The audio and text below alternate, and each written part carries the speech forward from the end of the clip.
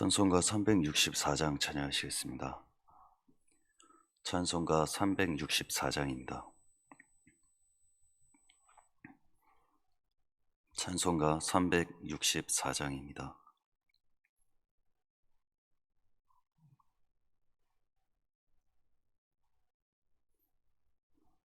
찬송가 364장입니다. 내 기도하는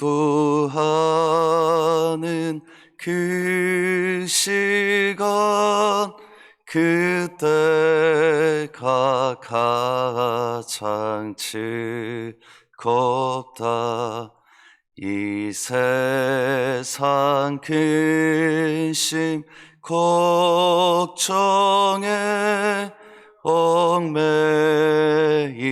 나를 부르사 내 진정 소원 주 앞에 낱낱이 바로 아뢰요. 큰 불행 당해 슬플 때 나 위로 받게 하시네. 내 기도하는 그 시간 내게는 가장 귀하다. 저 광야 같은 세상을 끝없이 방황하면서 위태한 길로 나갈 때 주께서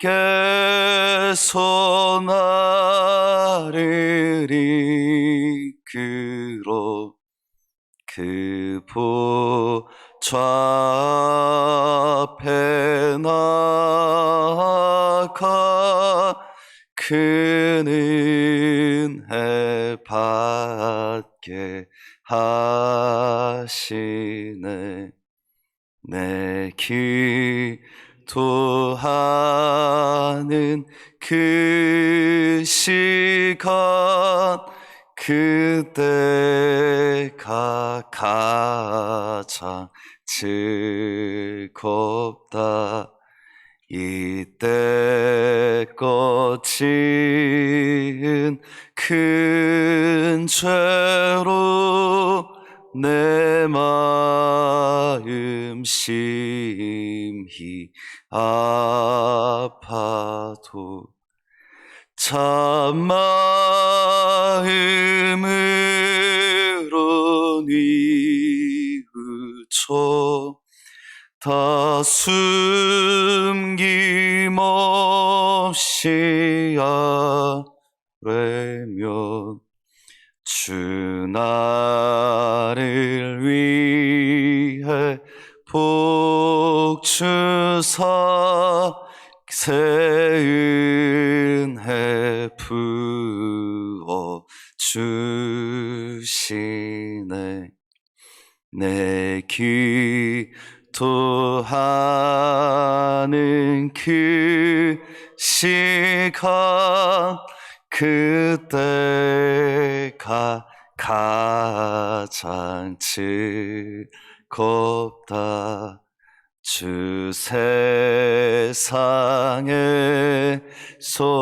일찍이 조용한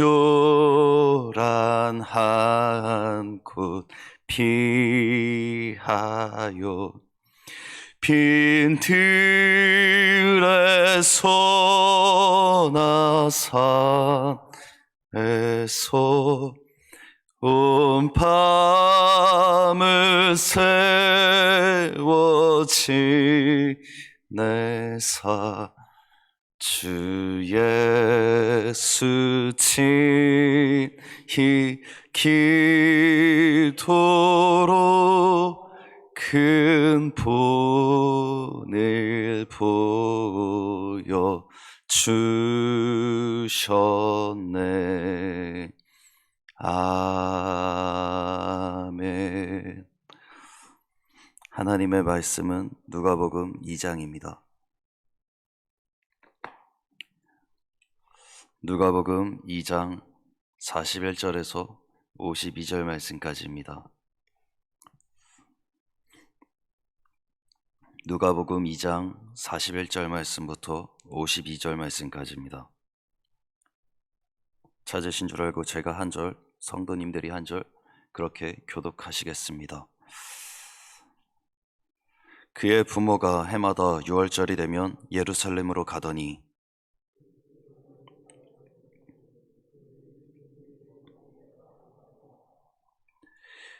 그날들을 마치고 돌아갈 때에 아이 예수는 예루살렘에 머무셨더라. 그 부모는 이를 알지 못하고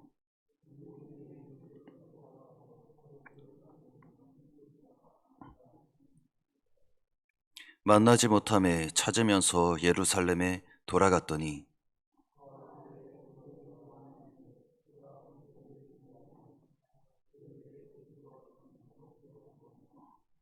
듣는 자가 다 그 지혜와 대답을 놀랍게 여기더라.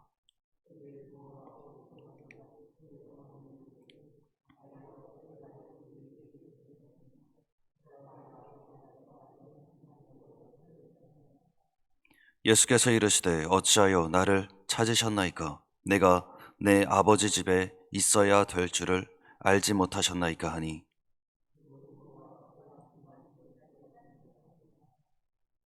예수께서 함께 내려가사 나사렛에 이르러 순종하여 받드시더라. 그 어머니는 이 모든 말을 마음에 두니라. 예수께서 지어 기어자른 하나님과 사람들에게 더욱 사랑스러워 가시더라. 아멘. 2장 40절부터 52절 말씀에 이 모든 말씀은 성경에 유일하게 예수님의 어린 시절을 기록하고 있습니다. 유년기 시절은 이곳밖에 나오지 않습니다. 그래서 누가복음에는 완전한 인간에 대해서 예수님을 표현하고 있는데 그 완전한 예수님께서 유년 시절을 어떻게 사셨는지에 대해서도 말씀을 증거하고 있습니다. 오늘은 41절부터 52절 말씀까지 함께 보시겠습니다. 먼저 41절입니다. 함께 읽겠습니다. 시작.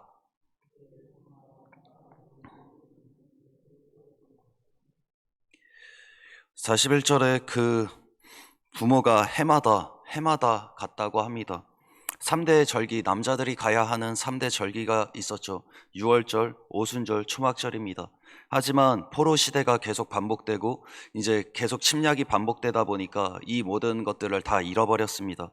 그래서 유월절만 그 명맥을 유지하고 있었는데 그 유월절에도 모든 사람이 다 참여하는 것이 아니라 경건한 유대인들만 참여를 하게 되었습니다. 원래 여자는 참여하지 않았죠. 하지만 시대가 변하면서 이제 여자도 참여하게 되었습니다. 42절 말씀 한번 읽어봅시다. 시작.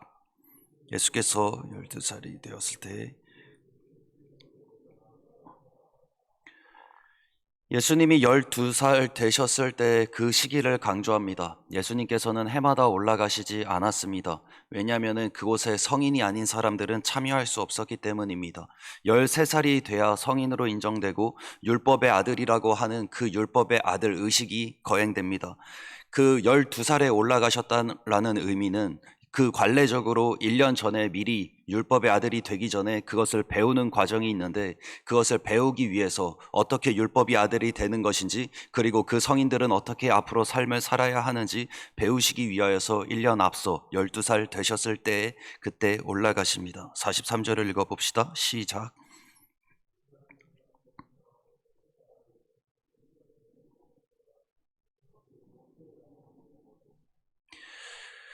자, 예루살렘에 머무셨습니다.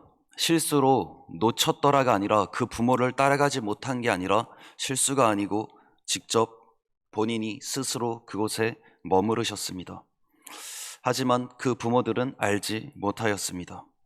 44절 읽어보겠습니다. 시작.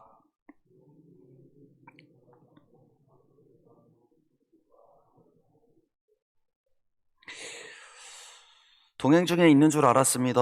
어떻게 그럴 수 있을까라고 생각할 수 있겠지만 그때 당시에는 가는 방향이 남자가 따로 여자가 따로 갔습니다. 그리고 아이들이 어디에 속해 있는지 모릅니다. 자기의 친구들 오래간만에 만나는 그런 친족들이고 그런 지파들이고 여러 사람들이기 때문에 그렇게 몰려다니니까 그냥 아이들은 아이들끼리 부모는 부모들끼리 당연히 그 행렬로 따라가다 보면 그 부모를 따라간다고 분명히 아내가 데리고 있을 거다 남편이 데리고 있을 거라 생각을 했기 때문에 하룻길을 간 다음에 이제 잠자리에 들어야 되는데 그래서 이제 그 아이를 돌보려고 찾아보니까 없는 겁니다. 45절입니다. 시작.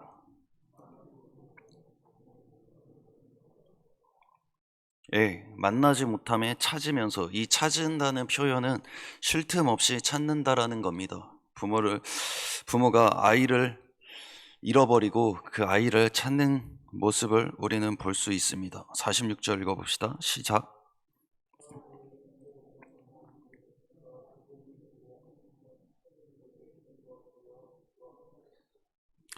3일 후에 성전에서 찾습니다. 뜻밖의 장소에서 찾죠.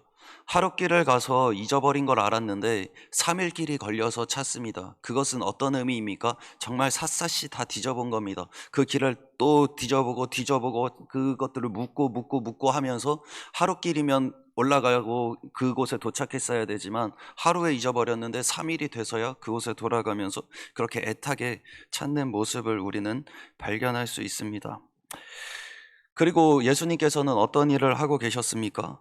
선생 중에 앉아 듣고 묻고 하셨습니다. 선생 중에 그냥 그들 사이에 껴가지고 한 게 아니라 여기에 쓰인 원어는 메소입니다. 메소는 한가운데 앉아 계셨습니다. 그 아이는 원래 그리고 12살이면 아직 성인식도 치르지 못한 그 아이는 원래 어디에 있어야 되냐면 발치에 앉아 있어야 됩니다. 문 앞이나 그렇게 그 지혜 그리고 그때 당시에 요즘에서야 아이들의 인권이 보호가 되지만 얼마 전에만 해도 아이들은 그냥 일 시키는 아이였죠. 그냥 그 밥을 해야 되는 아이고 그냥 나무 캐와야 하는 그냥 집안의 살림을 도와주는 아이들의 인권이 회복된 지가 얼마 되지 않습니다. 이때 당시에도 아이는 숫자에도 들어가지 않을 정도로 그런데 12살 이제 갓 12살 된 그 아이가 한가운데 그걸 차지할 수 있는 일은 없습니다. 그때 당시에 6월절이었습니다. 최고의 권위자들이 다 왔습니다. 흔히 우리말로 따지면 오카는 목사님이 오셨고 이재철 목사님이 오셨고 하영조 목사님, 이찬수 목사님들이 다 거기에 그 짱짱한 신학자들과 짱짱한 목회자들이 그 가운데 다 모여서 같이 함께 이제 그 6월절 이제 끝나고 같이 얘기를 하고 있는 그 가운데 최고의 권위자들이 있는 그 중앙에서 말씀을 듣기도 하고 그리고 말씀을 이야기하기도 하셨다라는 겁니다. 그때 참 이제 그 다음 절이 좀 신기하죠. 47절입니다. 읽어봅시다. 시작.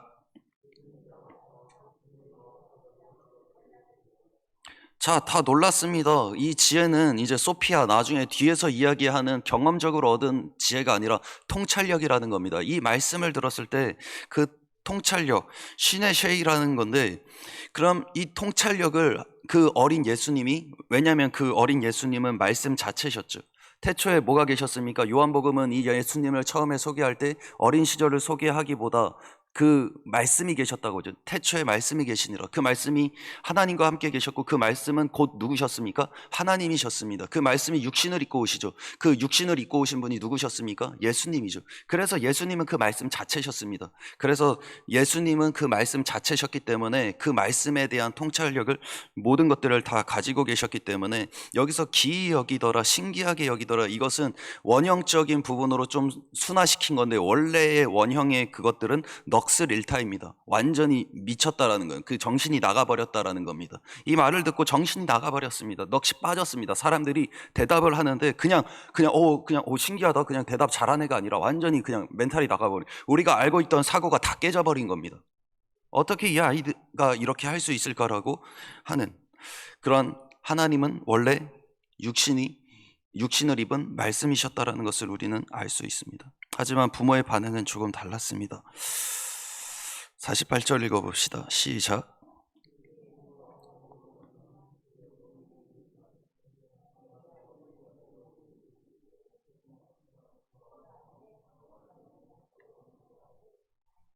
예, 부모는 기 놀랐습니다. 놀란 것이 그 깨달음에 놀란 것이 아니라 아이가 왜 여기 있냐, 너 왜 여기 있었어 하면서 놀랐다라는 겁니다. 그 뒤에 이제 이야기를 또 읽겠지만 깨닫지 못합니다. 이 지혜, 그래서 부모가 왜 그냥 부모로서는 당연한 일이죠. 하지만 부모도 놀란 것이 그렇게 놀람이 아니라 하나님 앞에서 놀랐어야 합니다. 그것이 어디에서 나옵니까? 그 다음 절에서 나옵니다. 한번 읽어봅시다. 시작.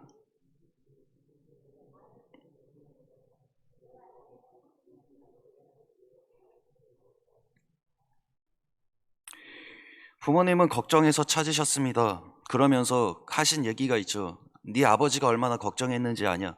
그때 그 아버지를 받아서 제 아버지가 누군지 아십니까? 라는 겁니다. 그 아버지가 걱정하시지 않았냐? 네, 저는 아버지를 위해서 있습니다. 라는 겁니다.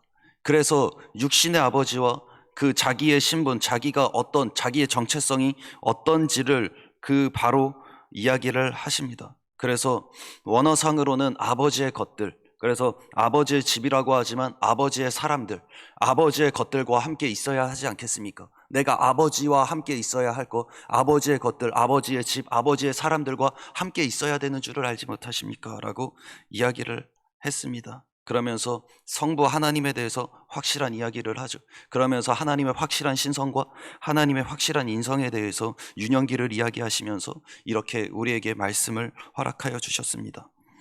50절을 봅시다. 시작.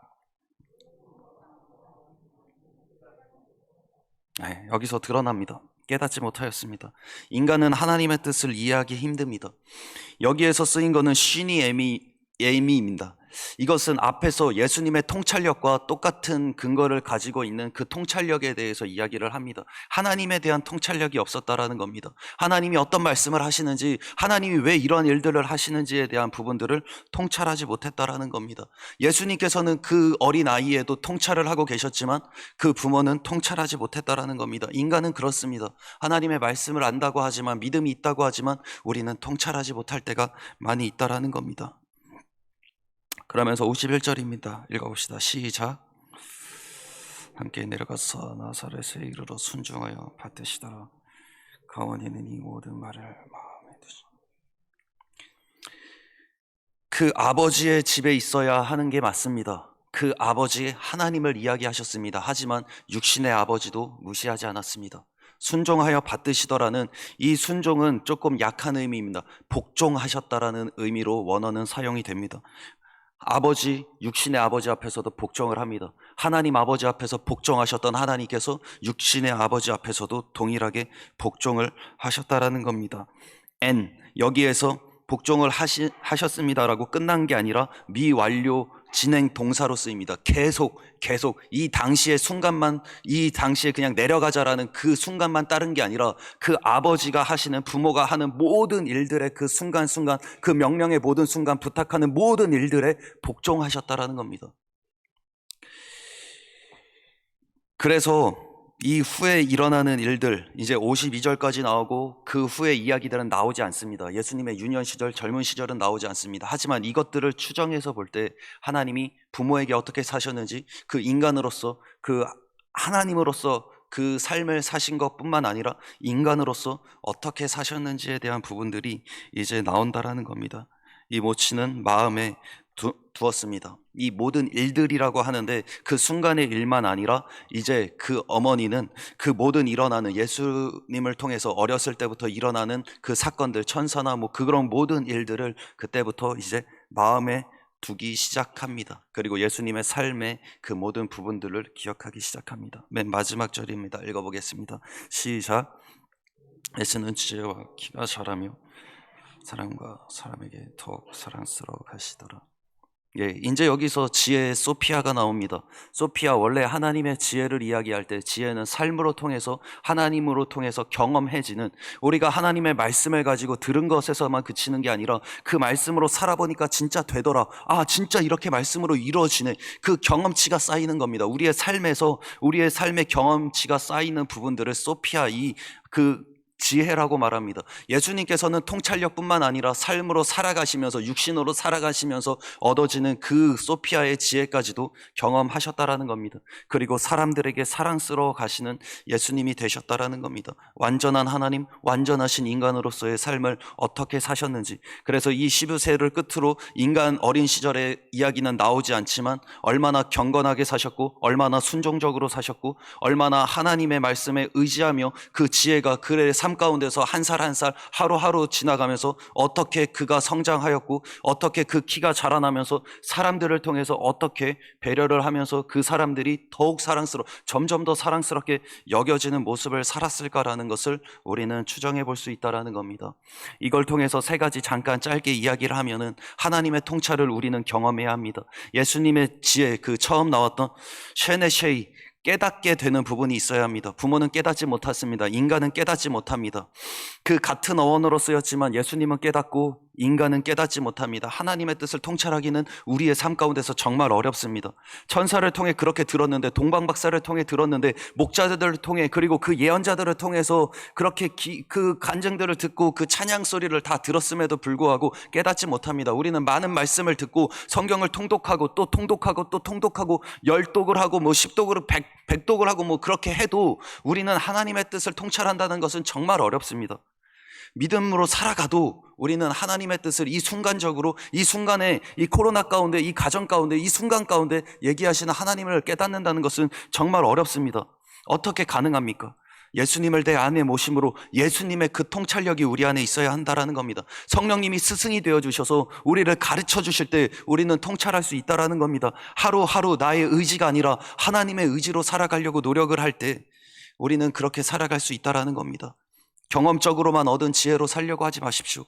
하나님의 말씀을 통해서 말씀으로 주시는 통찰력으로 영안을 열어서 살아가야 한다는 겁니다. 엘리사가 아람 군대와 그 전쟁 아시지 않습니까? 사환, 그 젊은이가 이제 이야기를 하지 않습니까? 아람의 군대가 쫙 깔렸습니다. 군사와 말과 병거가 쫙 깔렸습니다. 성을 가득 채웠습니다. 이제 우리는 망했습니다. 어찌하리까? 라고 외칠 때 그 말씀에 이제 좀 긴 말씀인데, 대답하여 두려워하지 말라. 우리와 함께 한 자가 그들과 함께 한 자보다 많으니라 하고 기도하여 이르되 여호와여 원컨대 그의 눈을 열어서 보게 하옵소서 하니 여호와께서 그 청년의 눈을 여시며 그가 보니 불말과 불병거가 산에 가득하여 엘리사를 둘렀더라. 영안을 열어야 합니다. 영적인 통찰력을 우리는 경험해야 합니다. 그 통찰력과 영안을 소유하시는 성도님들이 되시기 바랍니다. 두 번째로 부모를 공경해야 합니다. 인간의 약속이 있는 첫 계명이 무엇입니까? 내 부모를 공경하라라는 겁니다. 그래서 예수님은 하나님이 누구신지, 자기의 아버지가 누구신지 확실히 알았습니다. 그는 요셉의 씨를 받지 않았습니다. 자기 아버지의 씨를 받지 않았습니다. 하지만 자기의 아버지, 육신의 아버지를 바로 인식하였습니다. 그리고 순종하였습니다. 그렇게 순종의 본을 보여주며 살아가셨다라는 겁니다. 예수님이 부모를 바라볼 때 누구입니까? 죄인입니다. 죄인입니다. 통찰력이 없습니다. 예수님이 볼 때 한 치 앞도 알 수 없는, 내일 그것도 알지 못한, 아니 다음 한 시간의 일도 일어날 수 없는 그 모든 것들을 알지 못하는, 판단하지 못하는 나약한 인간일 뿐입니다. 하지만 복종하십니다. 이 시대를 가리켜 어떤 시대라고 말합니까? 부모를 거역하는 시대라고 이야기를 합니다. 하지만 우리는 하나님을 따른다는, 예수님을 따른다는, 예수님의 제자라고 말하는 우리는 부모님에게 복종해야 합니다. 응팔에 대해서 많은 아이들에게 이야기를 합니다. 응답하라, 1998인가 거기에 나오는데, 부모가 이제 좀 실수를 했어요. 생일을 챙겨줘야 되는데 생일을 잘 챙겨주지 못하고 이제 같이 막 해가지고 그냥 누나랑 같이 해, 언니랑 같이 해, 그러면서 그러니까 상처를 받았죠. 그 상처를 받으니까 부모로서 너무 미안한 거예요. 그러면서 한 유명한 얘기가 있죠. 나도 부모가 처음이다. 미안하다. 나도 부모가 처음이다. 부모를 이해합니다. 맞습니다. 좋은 부모가 좋은 자녀를 세우는 건 맞습니다. 하지만 똑같이 맞는 이야기가 있습니다. 좋은 자녀를, 좋은 부모를 만듭니다. 우리가 좋은 부모를 만들어야 합니다. 우리가 좋은 자녀가 되어서 좋은 부모를 만들어야 합니다. 부모의 말에 순종하고 복종하셔야 합니다. 하나님의 말씀에 어긋나는 게 아니라면, 하나님, 우리의 영원한 아버지 하나님의 말씀에 어긋나는 그 일이 아니라면 우리는 부모님의 말씀에 복종할 수 있어야 합니다. 세 번째로, 말씀을 삶으로 살아야 합니다. 말씀이셨습니다. 그 말씀이 어떻게 사셨는지 우리는 성경을 통해서 압니다. 그 말씀은 그냥 말씀에서 그친 게 아니라 인간의 육신을 입어서 삶으로 우리에게 보여주셨습니다. 삶으로 살아가셨습니다. 소피아의 경험을 하셨습니다. 인간의 경험을 통해서 그 삶의 경험치가 자라나면 자라날수록 그 키가 자라고 지혜가 자라나면서 하나님과 사람들에게 더욱 사랑스러워 가셨습니다. 말씀으로 말씀이 어떻게 생활하시는지에 대해서 보여주셨다라는 겁니다. 예수님을 마음에 모시고 살아간다는 것이 무엇입니까? 사람과의 관계도 올바로 사람과의 관계에서 우리가 더욱더 사랑스러워져 보이는 모습을 보여주는 것입니다. 그리스도를 믿는다는 것이 무엇입니까? 매너 있게 생활한다라는 겁니다. 배려가 있다라는 겁니다. 앵글리칸 세승족을 아시지 않습니까? 야만인입니다. 식인종도 있었다라고 하는 그 야만, 사람을 죽이는 일에 앞장서가지고 모든 것들을 약탈하는 그 야만족에게 복음이 들어갔습니다. 그 복음이 들어간 이 앵글리칸 세승족을 우리는 뭐라고 부릅니까? 잉글랜드, 영국, 신사의 나라라고 부릅니다. 왜 그렇습니까? 하나님의 복음을 받은 자는 사람들을 배려하기 시작한다라는 겁니다. 예수님을 믿으면서 손해보려고 하지 않는 것은 예수님의 어린 시절을 기억하지 못하는 겁니다. 예수님의 그 삶, 말씀이 육신으로 내려서 어떻게 살아가는지를 모르시는 겁니다. 그 말씀으로 살아간 그 예수님께서는 손해를 보셨고 자기의 침뱉음을 당하시고 모욕을 당하시고 배신을 당하시고 그러면서도 자기의 사람들을 사랑하시되 끝까지 사랑하셨던 모습들입니다. 우리는 그 모습을 기억합니다. 그리스도의 제자는 그렇게 살아가야 합니다. 주변 사람들에게도 우리는 사랑스러워 가야 한다라는 겁니다. 깊은 물은 마르지 않습니다. 설악산의 깊은 물은 가뭄에서도 최악의 가뭄에서도 시퍼런 그 물을 유지하고 있습니다. 왜 그렇습니까? 한순간에 쌓인 것이 아닙니다. 수천 년의 세월을 통해서 쌓여있는 그 물은 어떤 어려움이 있어도 흔들리지 않는 겁니다. 그 깊은 것은 흔들리지 않습니다. 영적인 깊이는 청년이 흉내낼 수 없습니다. 60세, 70세, 80세 되시는 분들이 정말 하나님의 말씀으로 그 소피아, 그 지혜가 자라나셨던 분들, 그 깊이가 깊어지셨던 분들은 감히 어떤 청년도, 감히 저 같은 아직 어린 그런 사역자는 흉내도 내지 못하는 그러한 깊이를 가지고 계신 것을 제가 알고 있습니다. 고린도후서 4장 16절입니다. 그러므로 우리가 낙담하지 아니하노니 우리의 겉사람은 낡아지나 우리의 속사람은 날로 새로워지는도다. 육신은 쇠하지만 영은 날로 더욱 강건하여지는 겁니다.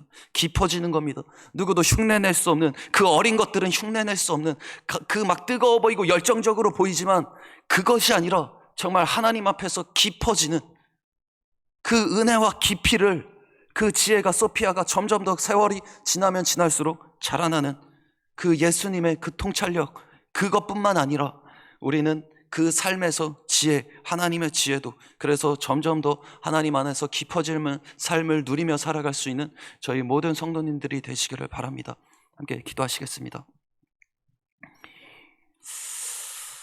하나님, 예수님의 삶을 다시 한번 바라봅니다. 하나님이셨는데 인간의 삶을 놓치지 아니하시고 부모를 공경하시고 그 통찰력을 가지고 그리고 또 지혜가 자라나셨던 그리고 사람들에게 사랑스러워 가셨던 하나님 그 삶을 다시 한번 돌아봅니다.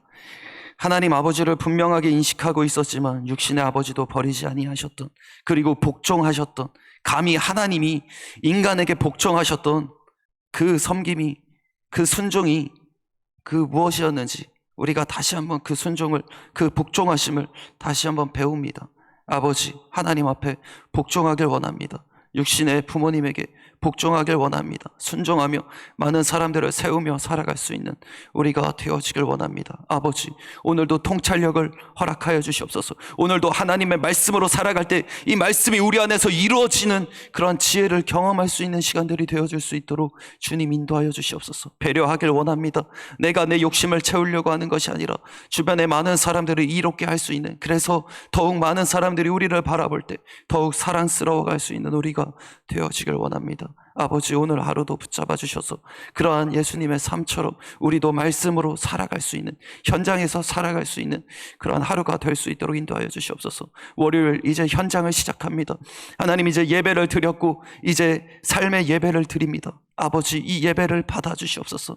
30배, 60배, 100배 그보다도 더 많은 열매를 하나님의 말씀을 가지고 살아갈 때 하나님 그 현장에서 그 예배로서 하나님 열매 맺는 삶을 살아갈 수 있는 우리가 될 수 있도록 주님 인도하여 주시옵소서. 함께하여 주실 줄 믿고 바라오며 예수 그리스도의 이름으로 기도했습니다. 하늘에 계신 우리 아버지, 아버지의 이름을 거룩하게 하시며 아버지의 나라가 오게 하시며 아버지의 뜻이 하늘에서와 같이 땅에서도 이루어지게 하소서.